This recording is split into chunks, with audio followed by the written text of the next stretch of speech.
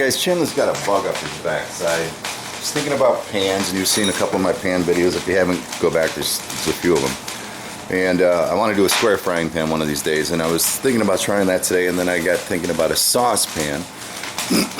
And like, how can you do that? I mean, on a press, they're just extruded out. They're pretty simple, but forging it, how can you do that? And I was, you know, kind of walking through the mechanics in my mind as to what I would have to do, and it just doesn't make sense. And I'll explain a little later. And one thing that I thought about doing was doing the bowl technique, where I take that pan and stretch out the inner circle, the inside, stretch that out, I'll turn it into a bowl, and then flatten that down, and then upset to shrink the sides. And I think that would work fine. But with a saucepan, I think we want the thickest steel on the bottom, so I didn't want to really stretch the bottom to make that inner diameter wider, and then thicken the sides to bring the sides up. So I want to try the same technique I use with my my frying pans, but it's just, something's odd. Let me show you. All right, so this is where Chandler gets confused. So I go ahead and cut myself a disc, right? Like that. You're in the scene close enough anyway. Okay. So to turn this into a pan, we already know we need to upset these outer edges. That'll change the diameter of the outer edge in, and it'll start standing up. To make it a deep pan, once it's stood up like that, let's say we have a frying pan basically looking thing that we've made, right? But now I want these sides taller, then I'll just go ahead and draw those up taller, thus stretching that side out. So step one would be to upset the steel, to condense it into this ring, which if you don't know what I'm talking about, watch one of my frying pan videos. And then the next step is, after taking that steel and shrinking it, now I'm just going to stretch it back out again. And it seems like, well, why don't I just stretch it out? Is the logic that I'm having here, and logic or lack of.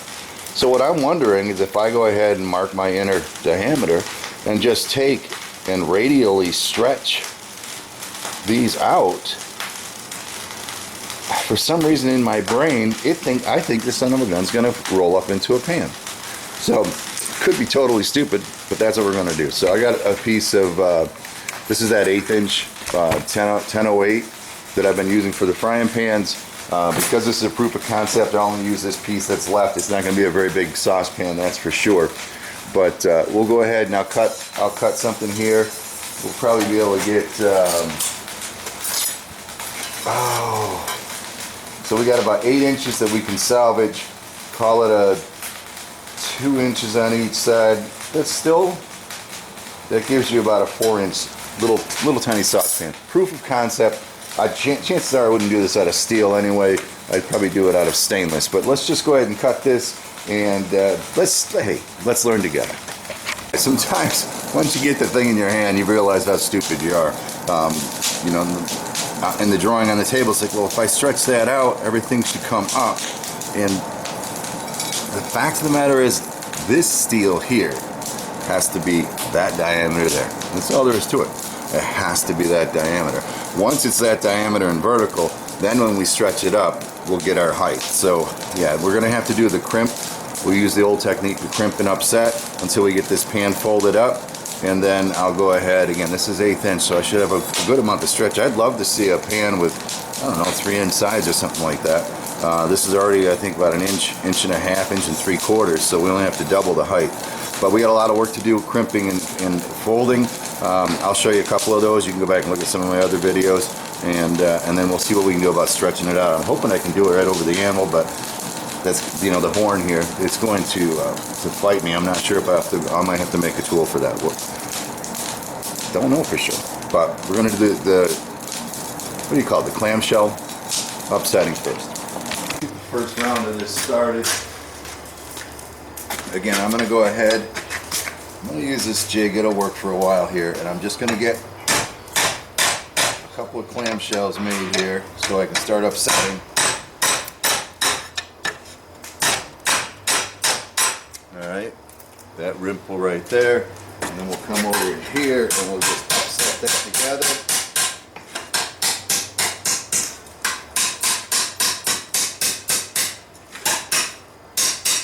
And we'll just repeat that all the way around. I can tell you this without a shadow of a doubt. That's never going to happen again. Holy mamas, I'm not even going to try to go straight with it. It's impossible. I mean, it's not impossible, but about an hour. Actually an hour and 10 minutes I've been hammering on this thing. I don't know how many times it went around. I think we're going to find, if you do some studying, that the ratio between the lip and the diameter here makes it much harder when you have a larger ratio, which means the diameter is much smaller inside here. It's crazy. Either that or just working on a smaller pan. But, you know, and there's an hour of work, and it's not even what I wanted it to be yet. I really want it, you know, almost twice as far. I don't think I'm going to get that far. But that gives you a good example of how far you can go. I think I could keep going if I wanted to, but that's been around, I don't know, too many times already. So let's go ahead. What I've done is I created a little mandrel here to help me with this a little bit. I'll use that same mandrel to see if I can draw these sides out and see if we can get some height on this. That's what we came here for. All that work just for this point. This is the proof of concept anyway. Using the large fuller that I have. I don't want any mistakes in the wrong direction.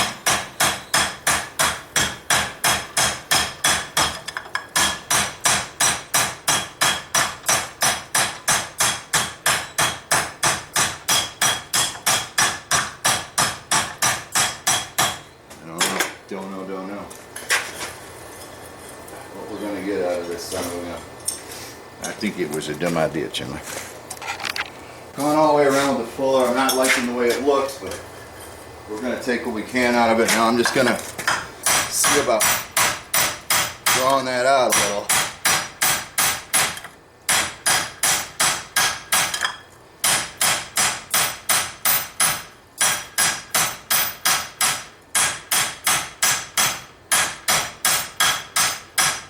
Growing.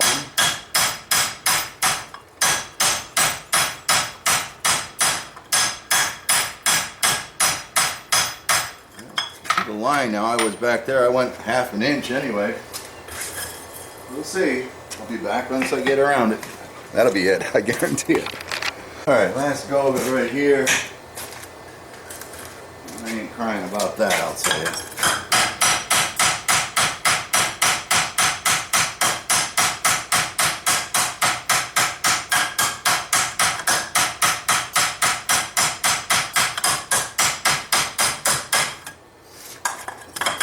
Round it back off. We're not perpendicular, it's what I wanted, but I'm not getting that far.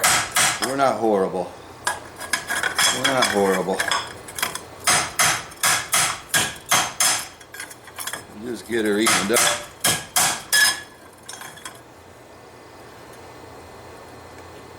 We'll get her evened up.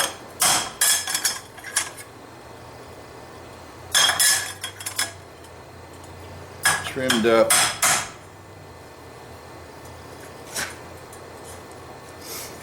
Trimmed up, and we're going to call it forged. Hard to tell. Okay. So there you have it. So what I ended up doing is I picked up about a 1/4 inch. That's it, by stretching it out. So I didn't get nearly what I thought I was going to get out of it. Of course, I could keep going, but at this point, it's certainly not a profitable venture because number one, it's steel, and I don't know if anybody uses steel pans for saucepans and stuff. You'd want stainless or something, because I believe the coating, if you what's the word I'm looking for, children? Season this, that coating, if you're boiling waters or sauces or stuff, is going to disappear. So anyway, I'm going to trim this top off so we're equal all the way around. We'll throw a handle on it and we'll see what we get. I'll use the same stock that I use for my frying, or same design that I use for my frying pans, just a little smaller stock, that's all. So that I don't be tipping my, that's not center. It's center, children. I thought I marked that piece. So I don't be tipping my pan over. It's a little warm on the knuckles, I'll tell you. Mama. I'll close the center. No, it doesn't have to be a major handle for this one. Let's hope. Easy bending that. bit more. It's just for show anyway.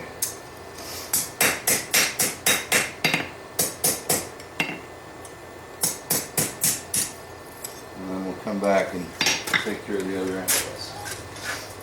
This end we'll get them at least at the same elevation. That'll be alright. We're a little off there. And then we'll flatten them down. I'd say right about there will be good.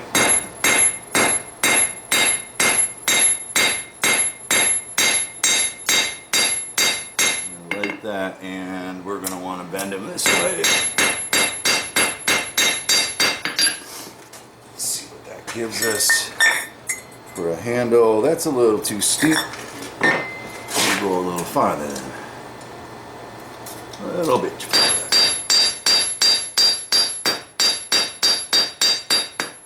See what that does for us. That's better.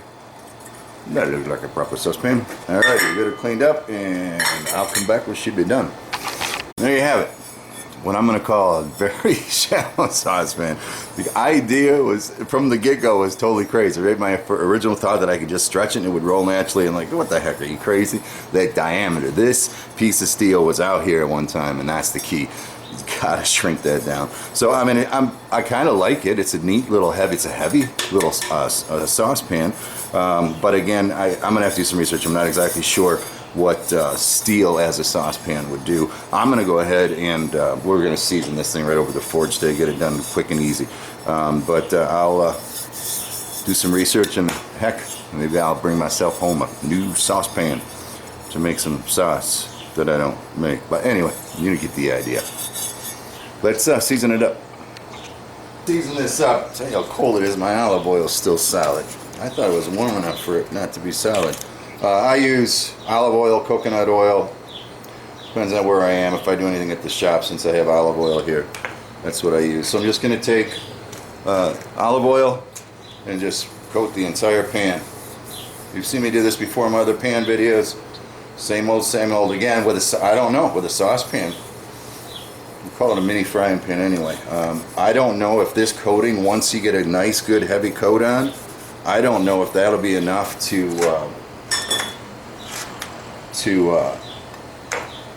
keep the coating if you use it to boil water or some, liquids in it. I don't know. So if you know, leave a comment for somebody. We'll get a good coating of oil, put it on there. Almost doesn't fit. And then we'll bring that up to 400 or 500 degrees. We'll just keep going, and I'll be back when it's done. About 4 or 5 cycles in the forge, coating each time with oil, and you get a really nice coating on this. The nice thing about using the forge, can't really tell in this light, but you can get the tempering colors. I suppose you can put that in the pan before you take it home and do the oven. I really like actually seasoning this stuff over the forge. It's 1,000 times faster, and it's just a nice baked on coating. It really is. So there you have it. Like I said before, 2 hours. Well, actually, it's about 2.5 hours total. Did I waste any time? Can I improve a half an hour? Yeah. So let's call it 2 hours. So at $50 an hour, time and overhead and all that kind of stuff, that would be a $100 saucepan. I don't know. Oh, what a weapon! That'd be a weapon too. I'm not sure if I can figure it out now. If I went to my pan jig that I used to make this shape quicker, then perhaps maybe I can get it down to an hour. But still, I don't know. That was a lot of work to get that much of this particular pan up and down, up and around, and it still isn't perpendicular. I mean, it's a little bit straighter than a frying pan would be. But definitely a beautiful, beautiful thing, and well worth the exercise in upsetting. And then I tried to draw it out. I got maybe a 1/4 inch. I probably could have gone a 1/2 inch. So that didn't really work out all that well. But there you have it. One frying pan. Hand forward. No, sorry, yeah, dumbass. One hand forged small saucepan. Thanks for your support. We'll catch you on the next one. Ciao.